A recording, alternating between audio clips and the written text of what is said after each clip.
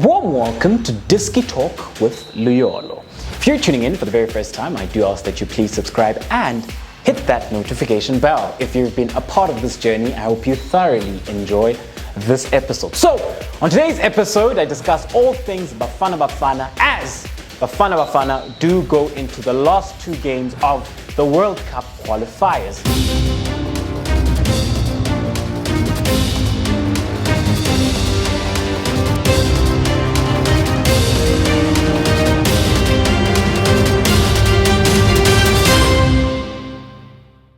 So it is paramount then that Bafana Bafana do ensure that they pick up maximum points in these upcoming two World Cup qualifiers. Because as it stands then within Group G, Bafana Bafana do sit on top with 10 points after 4 games played. Ghana do sit on 9 points with 4 games played as well. So coming up into the first encounter then, Bafana Bafana will do battle against Zimbabwe at home. So if they do pick up the 3 points, they go to 13 points. And then if Ghana win on their side against Ethiopia, they then go to 12 points, which then makes it a mouth-watering encounter for the last group game between Bafana Bafana and Ghana away from home for Bafana Bafana. Then it does then tell you the story.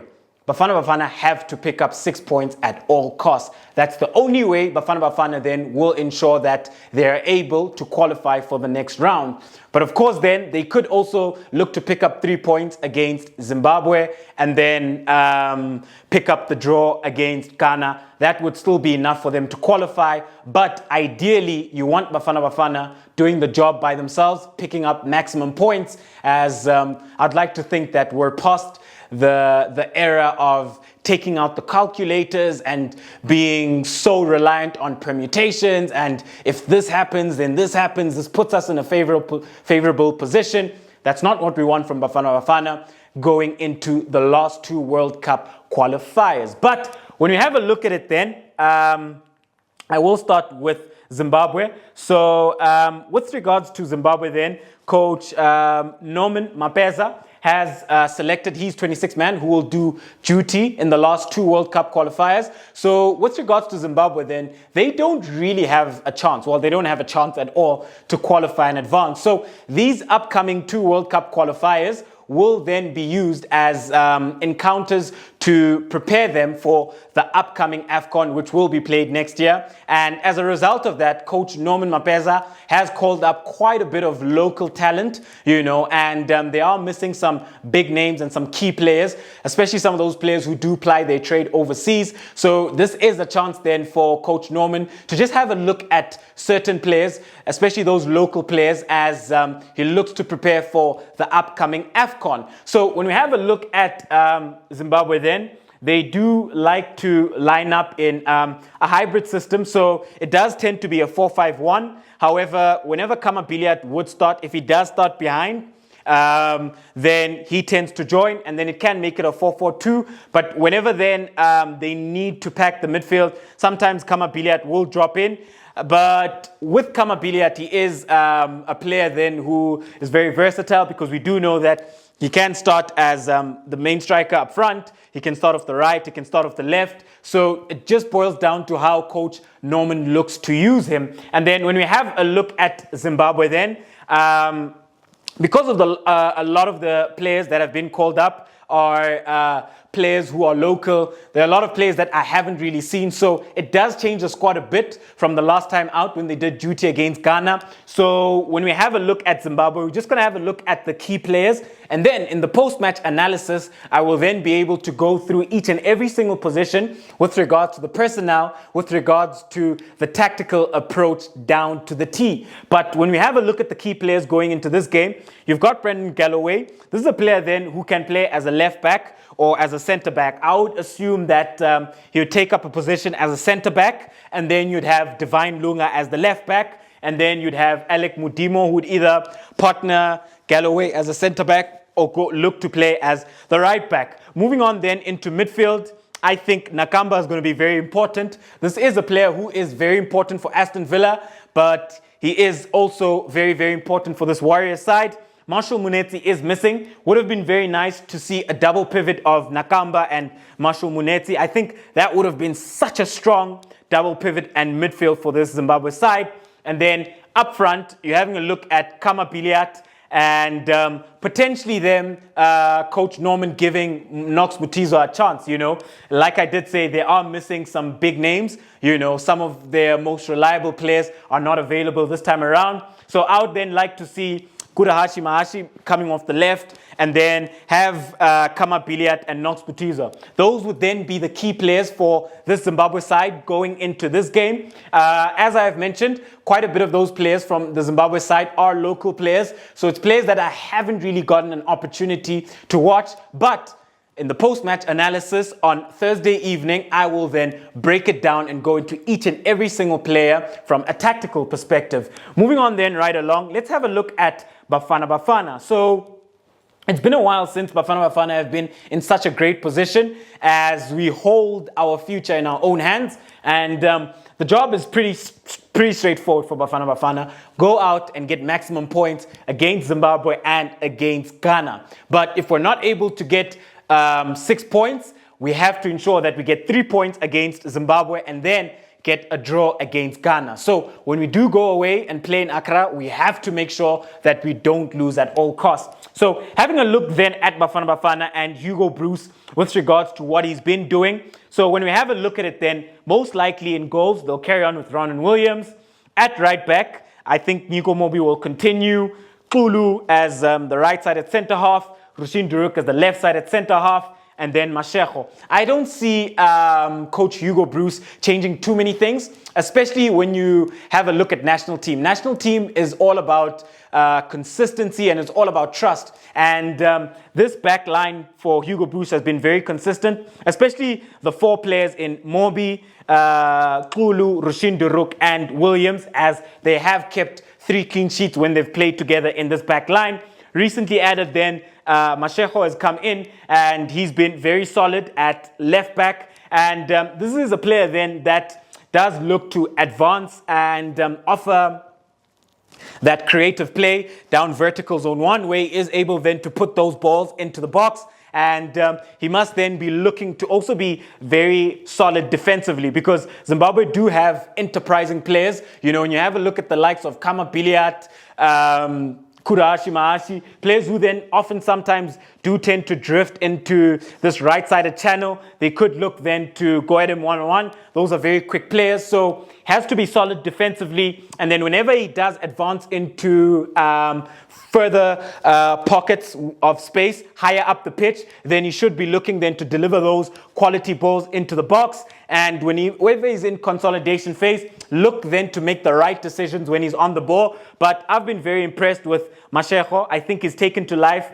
in a Bafana Bafana jersey like a duck to water. The most important things, when you have a look at the basics, his body orientation, how he reads the game, he's doing that very well. And he's then been able to ensure that he gets that call up again. And going into this game, I think that he will definitely start. And yes, at times, we have to be honest and be objective and say that from a Bafana Bafana perspective, it hasn't looked fluid at times and it hasn't always been pleasing to the eye. And I must say that we also do play in patterns, especially when you look at our defense and how we look to build up. There are a couple of errors there. There are things that we could work on. So it's not perfect. However, we've ensured that we've been solid when we've had to at the right times, at the right phase of play. We've kept the clean sheet, and that just builds on confidence for the players. And then moving on then into midfield, this is where it gets very interesting, because Hugo Broos does tend to go with a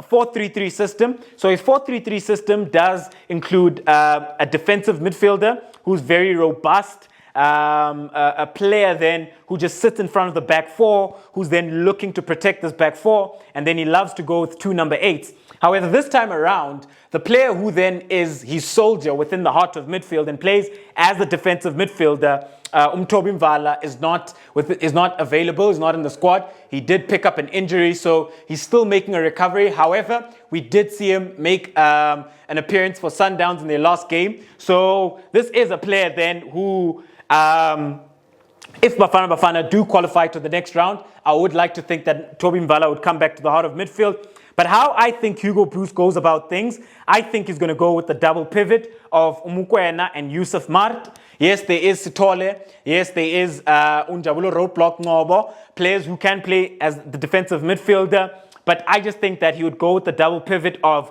Yusuf Mart and Tebogo Mukwena. And then when we progress and we have a look at the third midfielder then gets interesting because then he can go with a Brooks and then sort of just go with as Mart as the defensive midfielder, go with Brooks and Mukwena, but obviously as the number 8s that go box to box and also then look to come in whenever we do need those numbers within the heart of midfield. So he can go with Brooks.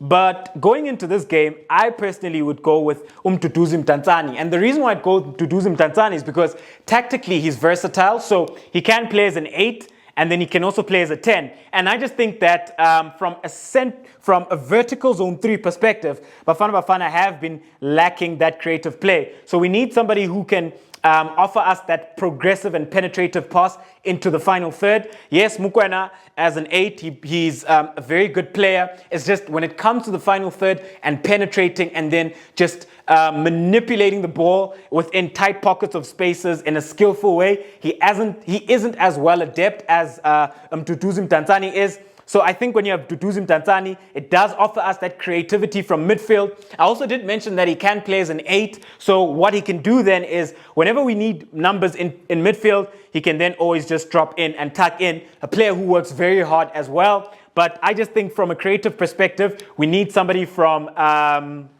vertical zone 3 looking then to penetrate for us. And then when we have a look at the left wing, I think Hlongwane will continue where he left off. I think he's been in fine form for this Bafana Bafana side. Whenever he's put on a Bafana Bafana jersey, he's looked very, very good. And what I love about him is that very quick and very tricky as well. He can go one-on-one with his man, beat his man on the outside, look to bring the ball in. He can also look to cut in and have a shot at goal himself. He has also scored a goal then for this Bafana Bafana side. And then when we have a look at the right wing. So as the right wing, I think Hugo Broos will go with Keagan Dolly, who will then be deployed as a right inverted winger. So he will look to start in vertical zone 5 and then look to drift in to the half space. This then would really help us when it comes to our creativity and our penetrative play, because I've just felt that as Bafana Bafana, we've lacked that final third penetration, especially when it comes to central zone 3 and the half space as well, because then we've been heavily reliant on Uhlongwane a lot of the times to institute that creative play where he must beat his man one-on-one, or then having to look at the fullbacks, having to deliver those crosses, sometimes them being deep crosses. And we haven't really played the most inspiring football. At times, he hasn't really looked good to the eye, and it hasn't really been cohesive. And I've just felt that whenever it's time to penetrate and go forward, we've lacked a bit of that, you know. And I think then Mduduzi Mtanzani and a Keagan Dolly would address that issue, especially a Dolly then who's been in fine form for Kaizer Chiefs. He's scoring the goals, he's getting the assist, and he's able then to assume that playmaker role within the half space where he looks to come in, which then will also allow Umobi to then go on the overlap. If Mobi doesn't start, then it would most likely be Blom. Then they could continue their relationship. But I think it will be Mobi for consistency purposes. And then when we have a look at the striker up front. So as the striker up front, I think you'll go with Mahopa. If not Mahopa, it could be Letswalo. And if it's Letswalo, then his mobility could come in so handy, especially when you have a Keagan Dolly looking to play those passes. And yeah, if he goes with Mahopa, then Mahopa does offer a different dimension to a Letswalo. But there's also Pesitao, which then makes it very interesting. Could we then potentially then see Hugo Broos maybe go with the double pivot of Mukwena and Yusuf Mart, and then go with Utau as the 10/second striker, and then maybe look to institute a Letswalo or Mahopa there, and then have Dolly and Hlongwane? Or could he then look to maybe forgo Dolly and start with Tau, or would Tau be an impact player? Or could he then look to go with Utau up front as maybe as a false 9, and then pack the midfield and have a solid midfield 3? So many options that Hugo Broos can go with, as I think from a qualitative perspective, we tick a lot more boxes with this squad that has been called up off the bench. You've got a player like Pule Modi, who's very tricky, very skillful, and a player then who can also look to get into the box and look to finish off those chances, look to have shots at goal himself. He has scored a couple of goals for Golden Arrows in the past season, and this season, I stand to be corrected, but I think he's on 1 goal. The goal scored against Cape Town City. So this is a player then who is very creative, very penetrative, and when he does get a chance, he can convert the chances that he gets, from time to time. So I just think that we do have a quality player in Umodi who can come off the bench and play as an impact player. You can always bring Brooks into the heart of midfield. And there's also Fakhri Lake. That's also another option, who I think from a qualitative perspective ticks various boxes, which then would really help this Bafana Bafana side. He's very quick and he's got an eye for goal. So those are a couple of players that could always come off the bench and look to impact the game for Bafana Bafana. But however, how I see this game playing out, I see us winning this game, and I think we'll win this game 3-1. I see us scoring goals by virtue of the fact that we've got quality when it comes to our forward line, and we've ensured that this time around that the players that we call up are players who have been doing well within the DStv Premiership. So when you have a look at Litsualo, who's been doing very well, you have a look at Fakhri Lake, we've got Keagan Dolly, we've got Modi, we've got Percy Tau. So up front, we've got the firepower, we've got Ntutuzim Tantani, who's also a goal-scoring midfielder. So I think we've got lots of quality. And when you have a look at Norman Mapeza's side, because it is a side that has a lot of local talent, and some of the big names are missing, and some of the key players are missing within crucial parts of the field, I think they will struggle. And it's more of Zimbabwe looking at these games as preparation. So I think as Bafana Bafana, if we take the game to them, we play aggressively, we start off very well at a high intensity, I think that we can win this game. But ladies and gentlemen, do let me know at home, what do you make of this Bafana Bafana squad, especially coming up into this encounter against Zimbabwe? Which would be your starting 11? Which players do you think Hugo Broos will institute into his game model? So thank you very much for tuning in to yet another special episode of Diski Talk with Luyolo. It is the World Cup Qualifiers as Bafana Bafana take on the Warriors. Signing out.